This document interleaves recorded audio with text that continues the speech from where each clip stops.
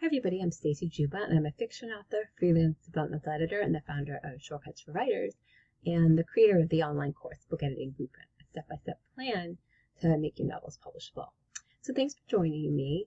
Today I'm just going to give you a quick example of a manuscript evaluation. So you can just kind of get into the head of an editor of what they're thinking when they're evaluating a manuscript.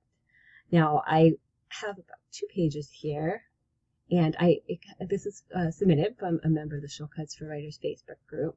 And I had asked the members to send me their messiest pages so that I could use them as examples in video tutorials. So this author is fully aware of the fact that this draft is rough and it needs some work. That's exactly what I asked for. But unfortunately, many authors aren't as aware of the state of their book and don't have as realistic expectations. And as a result, they're sending their manuscripts to editors, to freelance editors, and investing money in them before the book is really ready, and that's driving up their editing expenses. So, for example, I see a lot of issues on this page. Niagara Falls, that should be capitalized. Thought to himself, that's redundant. You can't think to anyone but yourself.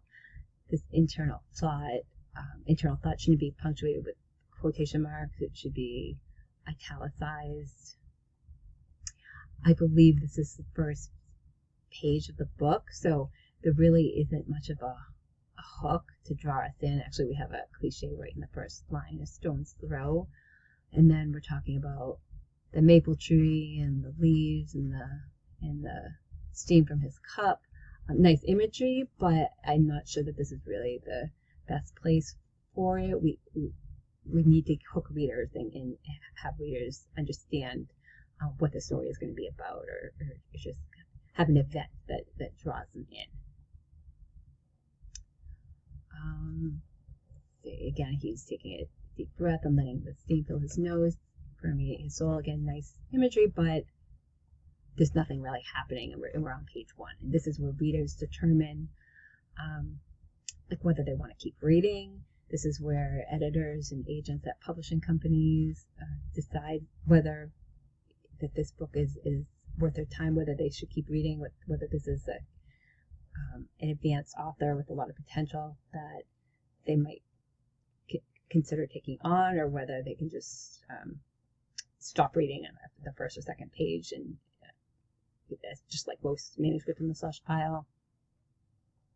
And this is where an editor, if you're consulting with an editor and if they asked for a few pages or a chapter, this is where they're deciding how much to charge you, kind of giving an estimate of how many hours this might take, or assessing whether you're a beginner or an advanced author. So you want your opening pages, or you really want your whole book to be as strong as possible, because that's just going to affect everything, whether readers want to continue reading, whether agents and publishers reject you, and how much freelance editors are going to charge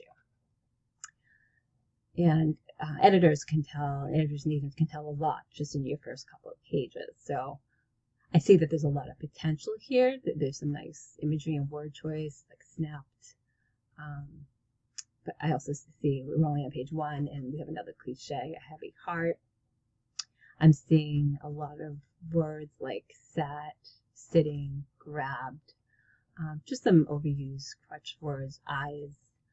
Not that you can't use those words. Obviously, every book has those words, but if we're seeing a lot of them on the first page, it's possible that we're going to see a lot of them on all the other pages, and then that just detracts from your voice and your individual style, as you want your writing to be as vivid as possible. And there's clearly a lot of potential here, because there are some nice vivid lines.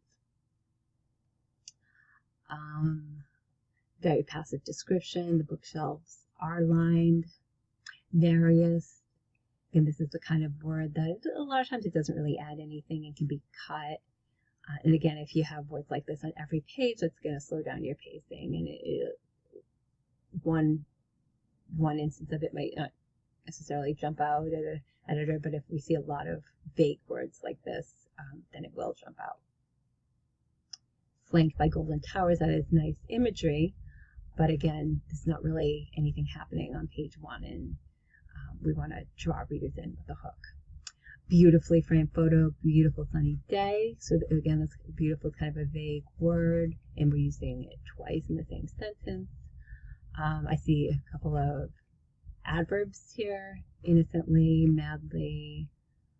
So you want to watch your adverbs. And again, there's nothing wrong with using an adverb, but you want to make sure you're not using too many on the same page. I saw a couple of others. Some punctuation errors. Another punctuation error. So if I was assessing this as an editor, deciding how much to charge someone, I would say that this isn't a writer who has a lot of published books under their belt, that they're kind of a newer or intermediate writer. So I would charge them more than I would charge a much more experienced author. And I don't charge by the hour, but some editors do charge by the hour, and they're going to see a lot of mistakes here that this author really probably hasn't even run a spell check. So they're going to estimate that this is going to cost a lot of hours to work through. These kind of errors, like spelling errors, punctuation errors, they're distracting. The spacing errors are distracting for a developmental editor. They can it can slow down the reading process, and sometimes it can make it harder to understand what the author is trying to say. But for a copy editor, especially if a copy editor and a proofreader, that's what they're trying to do, is clean up your manuscript. If you haven't even run a spell check and grammar check,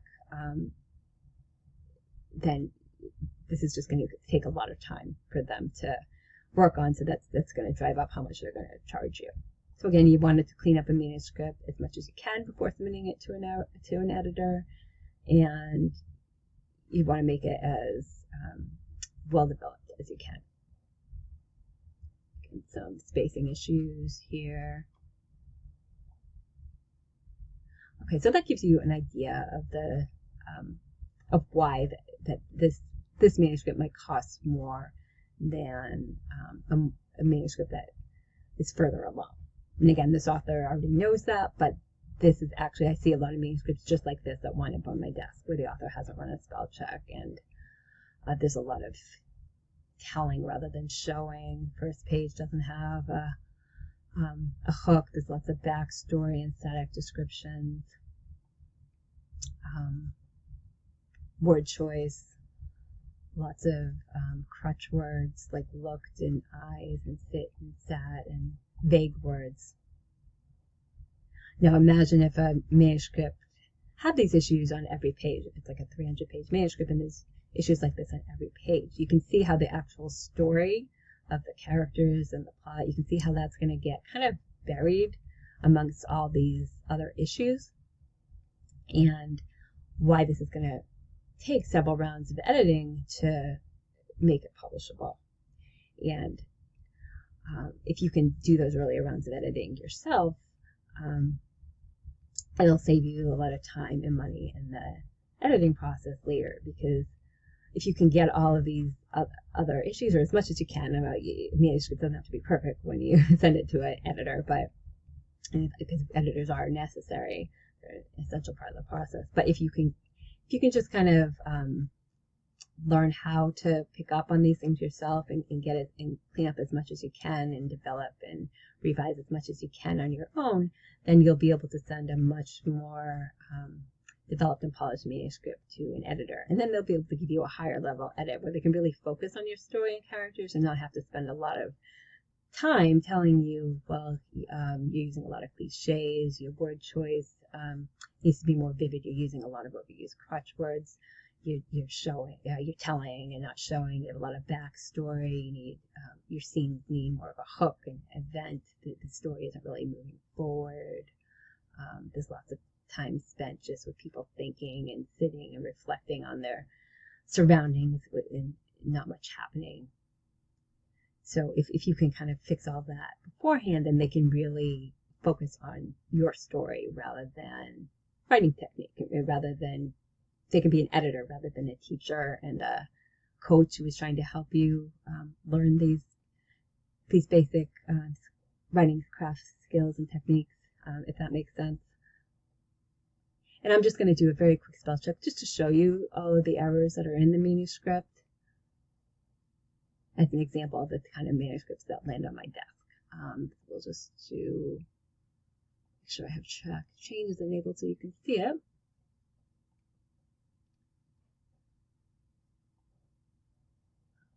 Okay, so you can see some spacing issues, capitalization. That's just a bit of spelling, so we can leave that.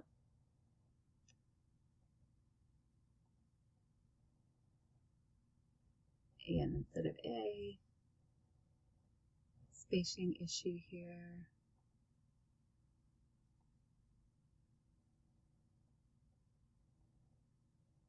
Another spacing issue.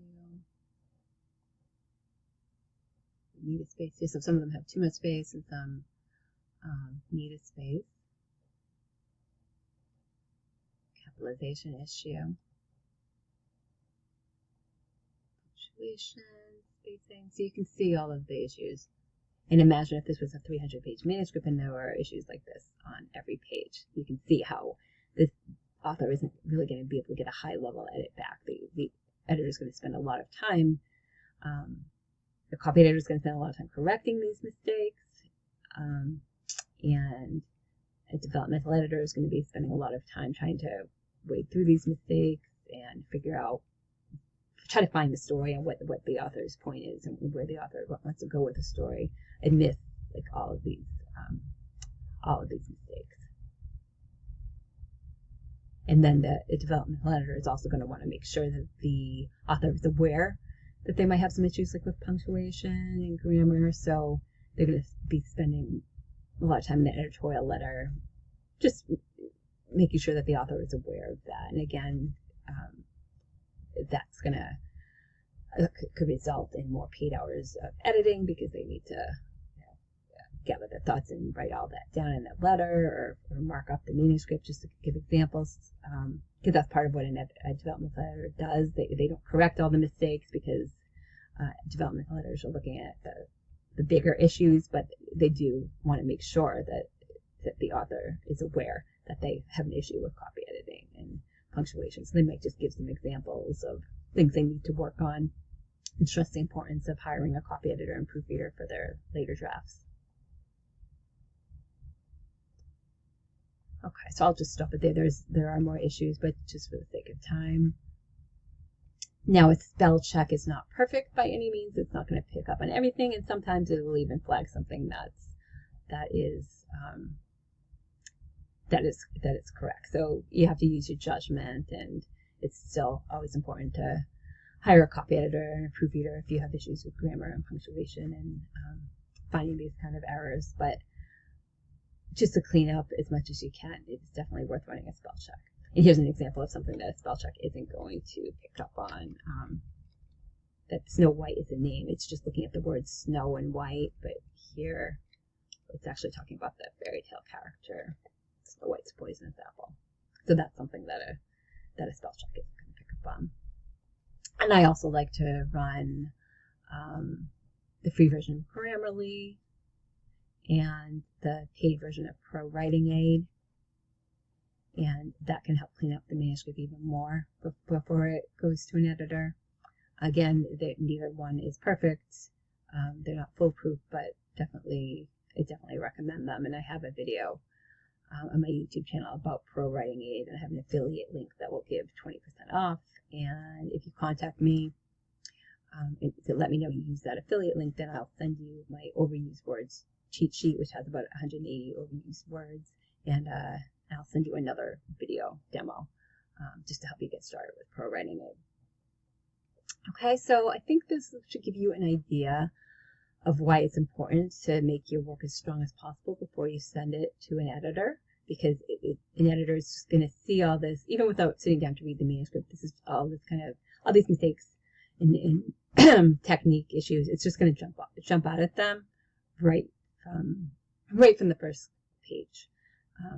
They'll be able to assess whether this is a polished draft or a rough draft, and they'll be able to assess whether you're a beginner or intermediate writer or an advanced writer.